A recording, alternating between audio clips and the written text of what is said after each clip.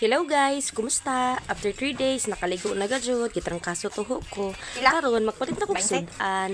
Pinse. Ikaw naman itlogan. Pagod crispy fry. Para nailingaw. Salamat! Buli na tuod aghang napili nga isda. Barato pa gadud siya karon guys, kay tagsay sintara ang kilo. Presko pa gajud. Ang plano ta ani ahong tortahon. Tungod kay di makuganahan ang bulinaw nga naay uyo, kay paitan ko sang kuhaan og uyo.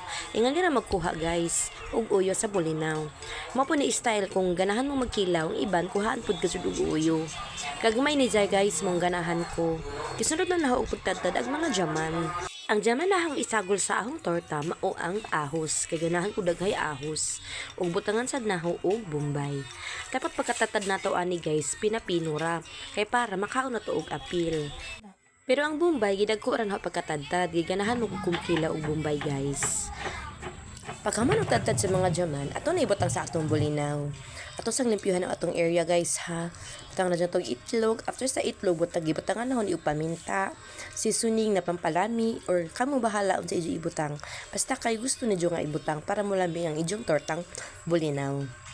Pagkahuman guys, ato na dadyong emekos-mekos. Gamay ra tuod ni siya guys kay tungod 1/4 ra hong gipalit for 15 pesos ra ni siya guys.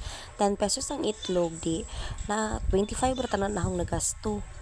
Tiluan pa gajud na ho ni guys kung parat ba na parat pa gajud na ho. Kini nagpainit na og oil. Tapos nagtak-ang nako.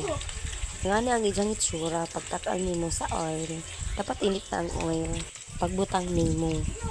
And voila! Luto na ang first batch sa tortang bulinaw. Thank you sa panonood. Bye!